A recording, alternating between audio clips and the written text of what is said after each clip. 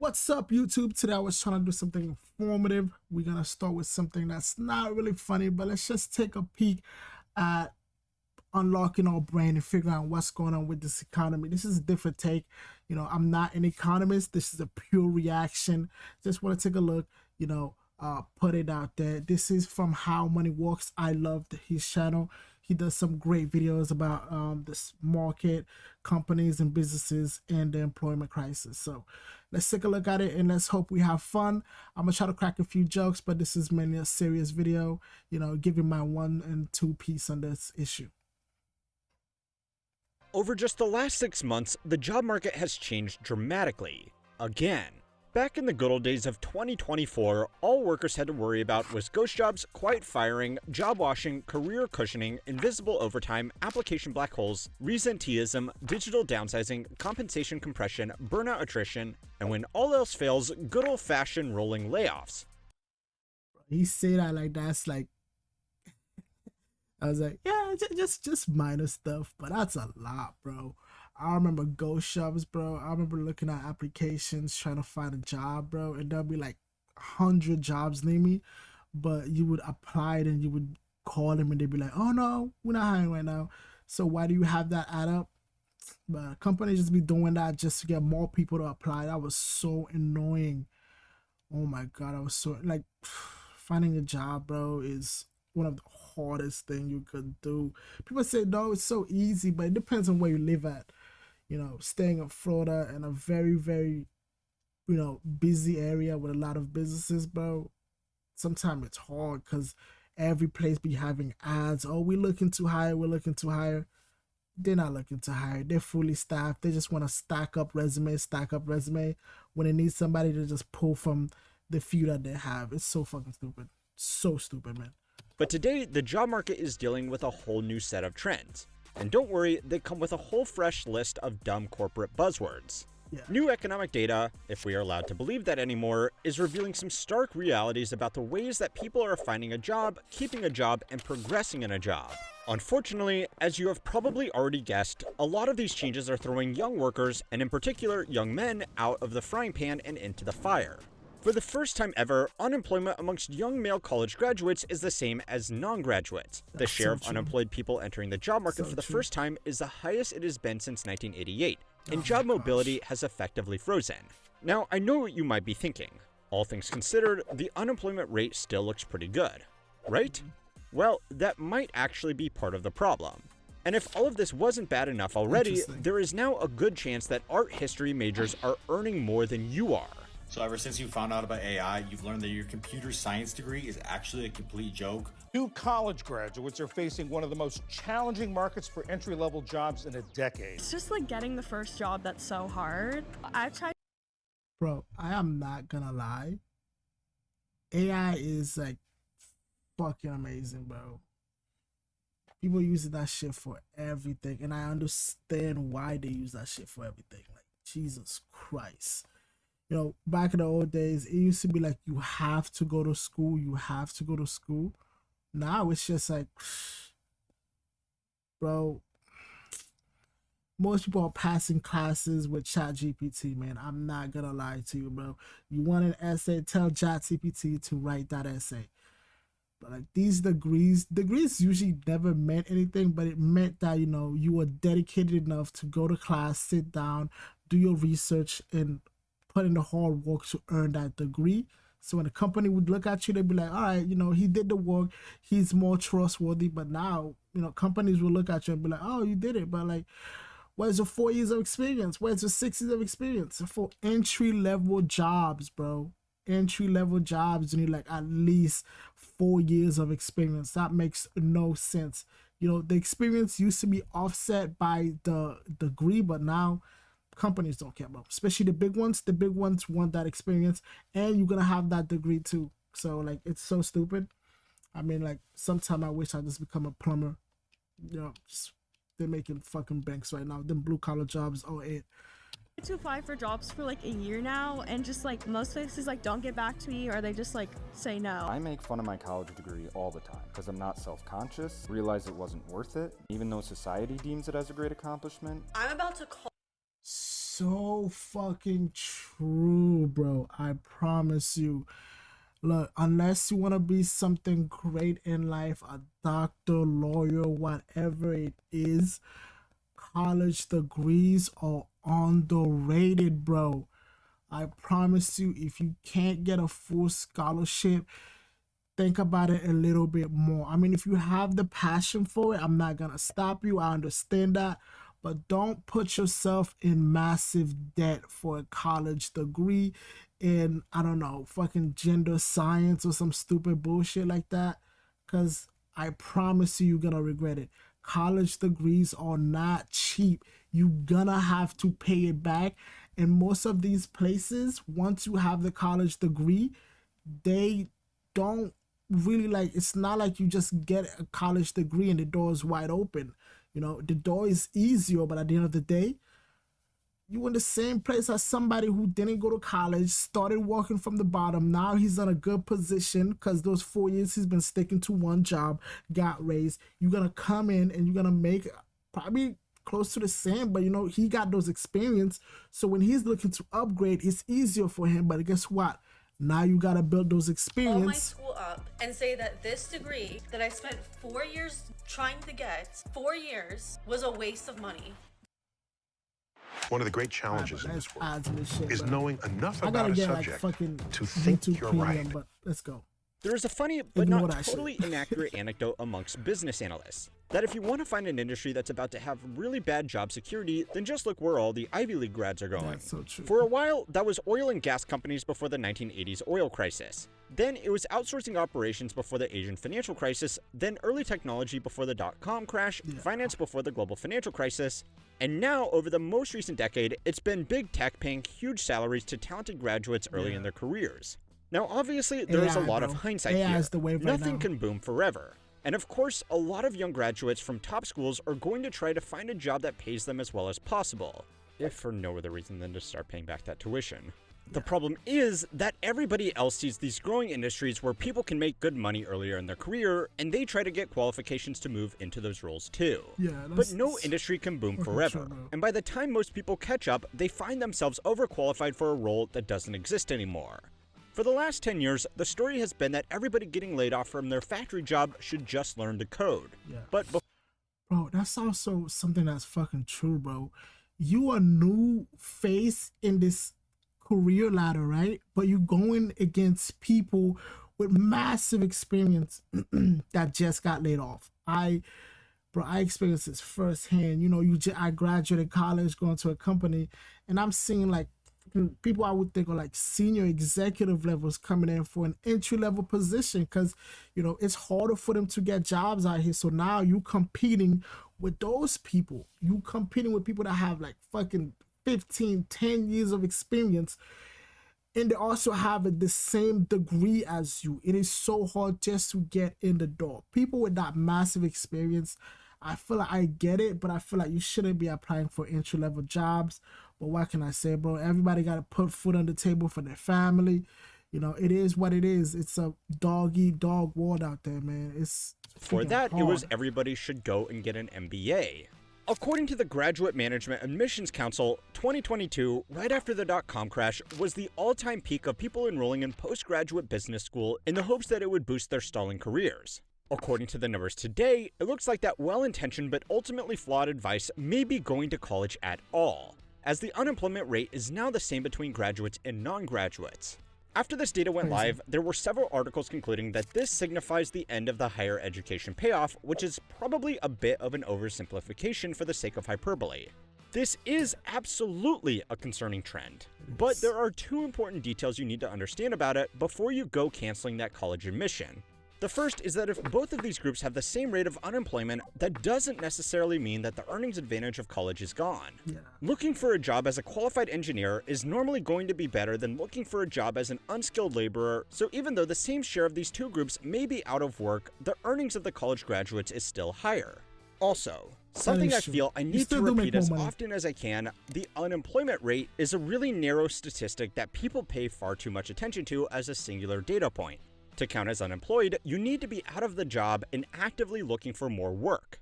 Today, according to the Bureau of Labor Statistics, about 72% of people with a bachelor's degree or higher qualification are actively working or looking for a job. That number is falling every year, which we will address soon. But it's still significantly higher than the 56% of high school graduates who are actively engaged in the labor. Not gonna lie, this man does a lot of research for his videos, bro. Like, how many works is he does great videos.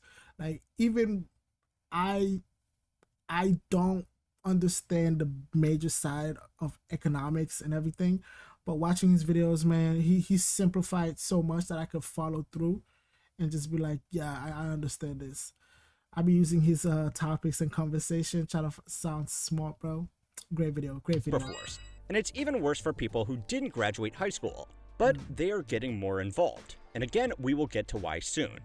For now, what you need to remember is that even though this particular statistic looks bad, and don't get me wrong, it is bad, you are still more likely to have a job and have a higher paying job with a college degree. But that's still not the whole calculation. Degrees are not free, and a lot of people are realizing that lifetime earnings are great and all, but sometimes a little bit of money early in life with no debt is better than more money later in life with big repayments the moment you are handed a piece of paper. The trend is that every year, the math is looking a little bit worse, and that is something that should be carefully considered for any investment with a 40 or 50-year payoff period. But that's just the statistical details that you need to understand about this graduate unemployment problem. The second and much more important point is that this only applies to men. The unemployment gap for graduate women is lower than it has been historically, but I ain't gonna lie, bro. It's tough out there for a nigga, bro. It's tough out there for a nigga. I'm happy for y'all women, but it's tough out there, bro. Shit, bro. We gotta support the household, look for jobs, and but you know, more women do go to college and like graduate and shit. So it is what it is. But I would say though, more women do get like some bullshit degree. I know like too many girls that just got bullshit fucking degree, political science and shit. But you know, is still pretty wide, and it's actually been growing at the same time the gap for men has been disappearing. And the question is, why? Well, this strange difference actually reveals a lot about other recent trends in the job market. So it's time to learn how money works to find out how it's all changing again. This week's video is sponsored by Cape. Cape is a privacy-first mobile carrier that gives you premium nationwide service without tracking your data, selling it, or storing it longer than necessary. Traditional carriers build profiles on you, who you call, where you are, and what you do. Cape does none of that. They don't even ask for your name or address to get started. And what really sets them apart is their cryptographic SIM protection. Your number is secured with a 24-word recovery phrase, similar to how you'd protect sensitive digital assets. Honestly, what got me was how they handle SIM swaps. Instead of relying on some call center agent, Cape gives you full control over your number. If you don't have the key, no one does. No resets, no override. It's a level of security that finally feels built for how things work today. And if you're into privacy tools, there's more. Encrypted voicemail, real-time threat blocking at the signal level, and a partnership with Proton that lets you bundle on services like Proton VPN Plus for just $1. Cape is also trusted by security leaders at OpenAI, CrowdStrike, and more. If you're ready to take your mobile security seriously, check out cape.co/SimSwap. And you can use my code HowManyWorks33 to get 33% off your first 6 months of Cape. To switch to Cape, visit cape.co/getcape. Another subtle but extremely important change that has been recorded in the job market is the changing payoff for job hopping. We've mentioned multiple times that workers who are overly loyal to their company statistically earn significantly less over their working careers. I ain't gonna lie, if you want a good pay raise, leave your job with that experience, go to the next one. Companies ain't loyal to you no more, man. Companies are not loyal to you no more. What's the use of being loyal to a company that's not loyal to you, fam? Like, you know, they'll have you here, but they'll hire somebody else for like, you've been there for 3 years, you're making $20 an hour. Somebody that just came in is also making $20 an hour. That just makes no fucking sense. But if you leave that job and go to a similar job with the same, you know, same fucking workload, you'll probably be making like fucking 25, because that's just how shit is, because they know you have that experience, you have that knowledge, so they're just not gonna even, you know, lowball you. I mean, that shit happens a few times, bro. Why see yourself keep suffering and suffering, thinking about company loyalty, but when the moment they need to lay your ass off, you gone, bro. Nah, we ain't loyal to them no more, bro. We loyal to ourselves and our pockets, man. when compared to those who hop jobs for promotions or pay bumps. But that has changed. And over the last year, the benefit has all but disappeared. Oh shit. Now, a little bit of that is because wage growth is less. just slowing down overall. Introducing Grammarly, like you've never seen before. Your all-in-one writing I gotta get essential. YouTube Premium, like. fucking But a next larger week. trend is that the job market is encouraging staying put and doing absolutely nothing. Nobody is hiring. Nobody is leaving their job. Nobody is pushing for a promotion, and nobody is doing anything that could open them up to the next round of layoffs. According to industry reports, some people Everybody's are even scared. avoiding new jobs that could be considered career advancements so they can stay with a company in a role where they are past probation and feel less at risk of being let go. Yeah, everybody's This scared, is also bro. benefiting people in less boom and bust careers. I ain't take that into account though. Like everybody's scared to leave right now. You leave your job, you start a new job, but in that job just don't work out. Or like you leave your job thinking you're gonna get a job and they fucking take back their offer. I've had that shit happen. Just not fucking fair at all, bro. Like, would you rather stay safe? You know, you make enough money to like feed your family, you make enough money to take care of yourself, get what you need, or would you rather like take a risk? I don't know. I always recommend taking a risk, but not everybody is gonna take that risk, bro. Not everybody's gonna take that risk. Some people are okay with just being stable. That's okay, bro. You can be stable. You get up, you go to your 9 to 5, you come home, you know, play some video games, hang out with the family, the kids. That's completely okay. But some people are just trying to get to that next level, and you know, I'm the type of guy that if I get to a place in life and I'm too comfortable, I gotta move on to the next ladder. What's the worst that could happen, bro? You fall down, you get back up, you take a punch to the chin, you get back up. That's just how life is. Like those who went and got an arts degree. Generally, these people go into their fields because Oh they my are gosh, genuinely bro. passionate about it over people who are Passion. chasing a lucrative career. They generally take I call those people the dreamers, bro. Like, shit, I've met a lot of them in college, bro. Arts degree, they are dreaming. I'm like, yo, how you gonna make a living? But like, hey, some of them make it, some of them don't. It's the same thing as somebody that goes for a normal degree, but it's like, it's 50-50. I know, life is all about luck. That's what I'll say that. Life is all about luck. less career risks and hold on to roles that they become extremely proficient at, which makes them harder to replace than random business and commerce graduate number A3113. This is not the best strategy in good times if all you care about was making money, but it gave them a head start on what everybody is doing right now, which is holding on to their job for dear life. Yeah. This trend of people holding on to their roles has its own buzzword, because of course it has its own buzzword, and it's called job hugging. Job Overall, hugging. it's not a great sign when combined with the less than Like stellar over new X. jobs data, but it is the logical response by all parties dealing with increased uncertainty, which is where we get back to this growing gap between young men and women in the workplace. There is a lot to unpack there, but there are three key differences driving this trend.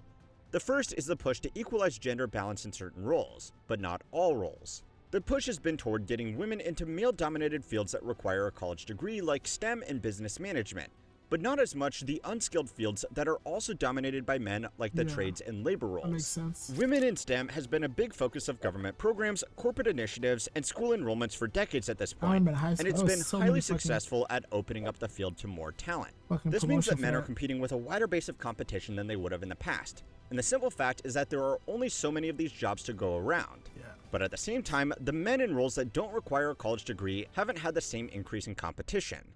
This isn't a new trend. Before the pandemic shook up a lot of this data, male college grads had an unemployment rate of around 5%, while their non-graduate peers had an unemployment rate of 6%.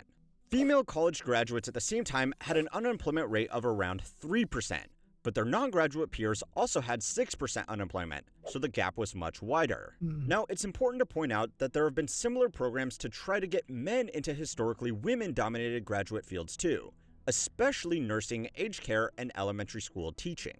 But overall, they have been less successful. Yeah. Now, there are a few reasons for this. If we are being completely honest with one another, there is still a stigma around this.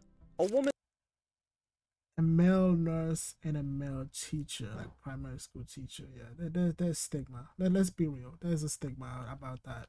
landing a role as an engineer or office executive is seen as People empowerment, would clap. where a guy becoming a nurse is still the butt of the joke, Yeah. and an elementary school teacher is the target of Unfortunately. suspicion and raised eyebrows. Yeah. It absolutely That's should just how not shit be is. like this, and it is getting better, but it's silly to pretend it doesn't Yeah. exist.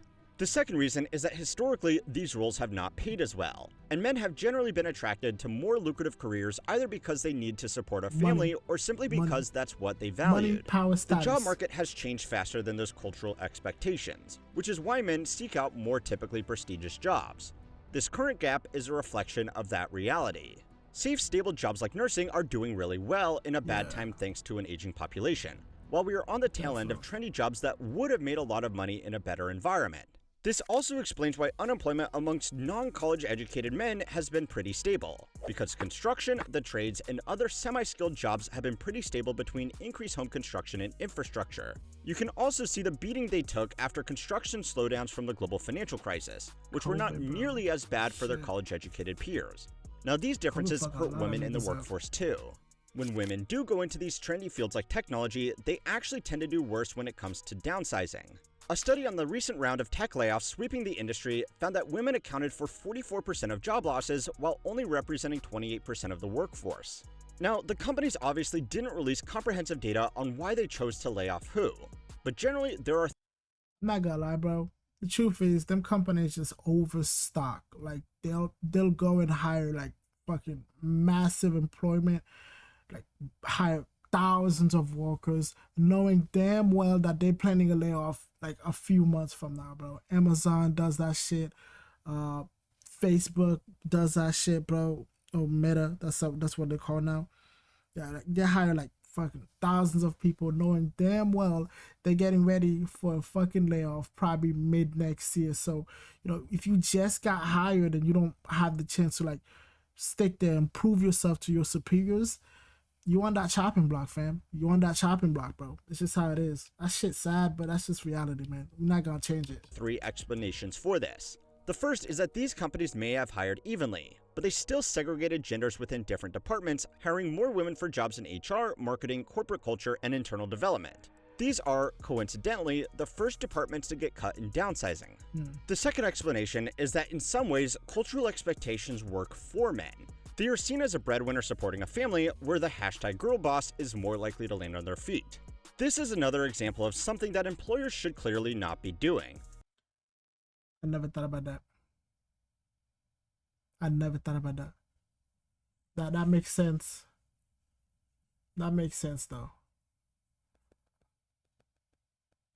I gotta take a look more into that. I never thought about that, but yeah, that is an expectation. You know, would you rather keep the man that's working hard to feed his family, or you know, that could swing it a little bit on, you know, biased ways. But I don't know, bro. I think it's the same all around. I have to take more look into that. That's a good point he brought up.